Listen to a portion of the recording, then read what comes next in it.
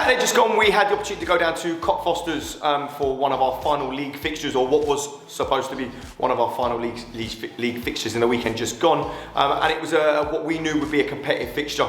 We knew the game at Cockfosters would be quite a direct game, and that's just due to the surface of the playing field and their facilities that they have, and the group that they've amassed over the season. They're quite a physically direct team, and they look to play forward and to play forward early and try and get their big number 9 running off shoulders and in behind. And in fairness to Sam Scott, he did a very good job of defending in his 1v1 duels alongside Ben Sturgis, who swept up quite tidily.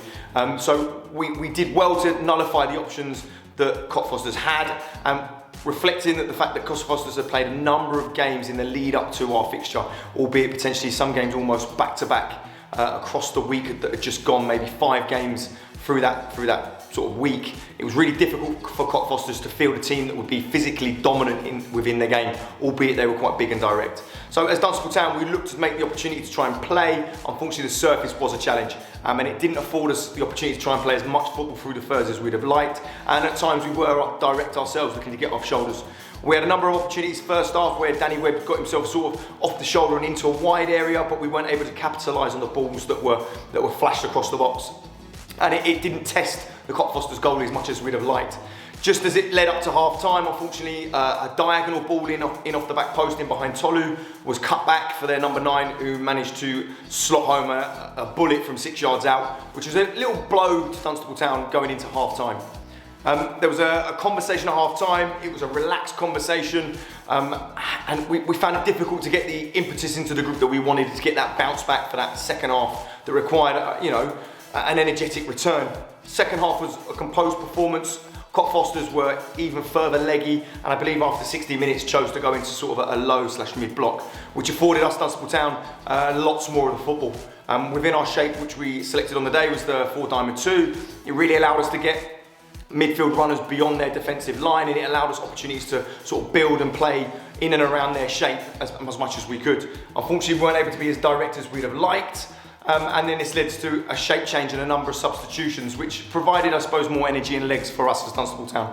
I'd like to say congratulations to Aidan Kavanagh, who come on late in the game when we went into a 4-3-3 shape and we became a little bit more direct. And he was brave enough to latch onto a ball at the back post and score his first senior Dunstable Town goal. So I'd like to congratulate him on that. He can thank me later. That's 1 goal for Dunstable Town. I'll take the assist on, and that's a County Cup final trophy as a schoolboy as well. So me and him are getting on quite well as it goes.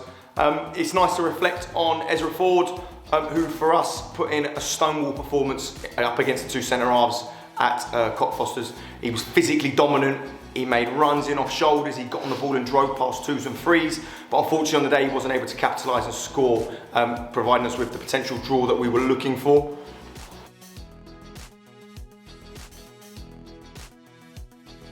Action. Looking forward to hosting Harpenden this Saturday here at Creasy Park for what is our final Saturday game of the season.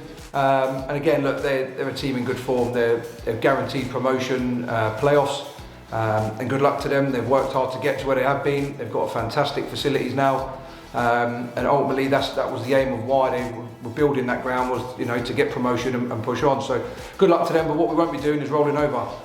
They're going to come and face a test against us. They're going to face a stern side that, we're not going to roll over, like I've said in previous YouTube videos about, rolling over because we're not going up, we're not going down. Forget that. You're coming to our manor and we're going to give them a fright. Hopefully, we know a few of their players. We'll try and nullify what we can nullify and control the controllables, and that's what we do on a football pitch. What we put into training tonight.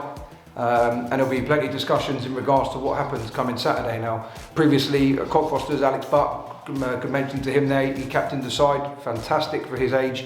And look, there'll be a conversation as to whether we think he's good enough to do it again. He's there on merit. He's a young lad. It's a decision that we found it quite easy to make, to be honest with you. He's been consistent. He's been brilliant. He's not sulked once. He's put 100% in. He's worked his backside off. He put his heart on his sleeve, and he's fighting for the badge, and he's fighting for himself, and he's fighting for each other, which is fantastic. So fair play to him, and he's leading by example, which for someone of his age has a bright future ahead of him. So looking forward to it Saturday, hopefully backed by a big crowd, hopefully the weather's good, and more 3 points on the way to Sawbridge Worth Tuesday night.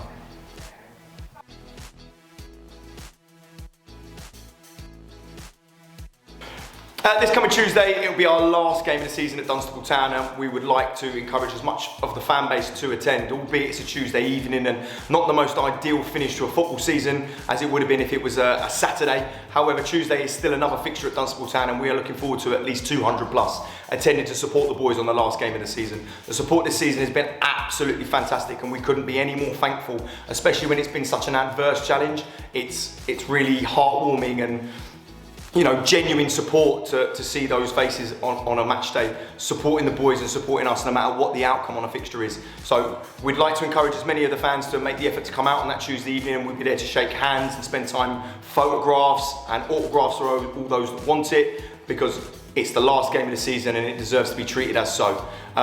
Looking forward to it, if I'm honest. We get the opportunity to an encounter against Sawbridgeworth, who we played earlier this season. It was a fixture I was unfortunate to not be able to make, so Andy will give us an update on how that went and how it looks moving forward. But Dunstable Town will be going out with a bang this season. We're going out on our hearts and our sleeves, and we ensure that the players will run hard and stick to the values that we've encouraged throughout this year, and we'll make it something for the fans to enjoy. Yeah, so we played Sawbridgeworth twice this season, once away, once at home in the cup, and within 90 minutes they've both been draws.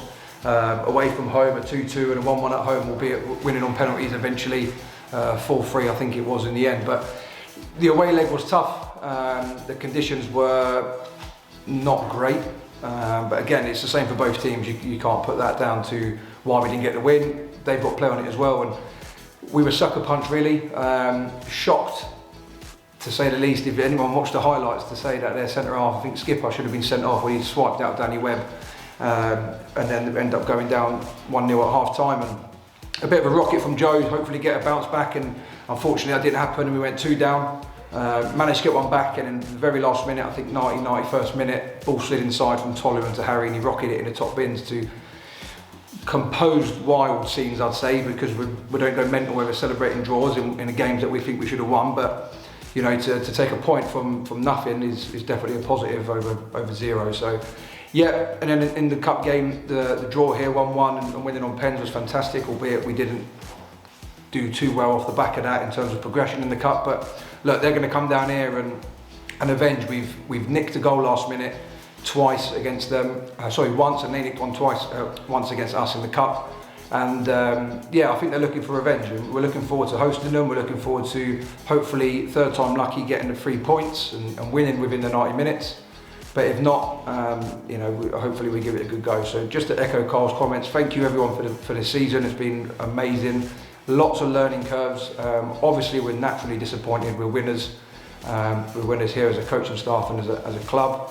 But there's been success off the field, so you know, well done to the chairman and the directors and everyone who puts all the hard work in behind the scenes. That's a thank you from us and the playing staff as well. And hopefully look forward to many more success in the future.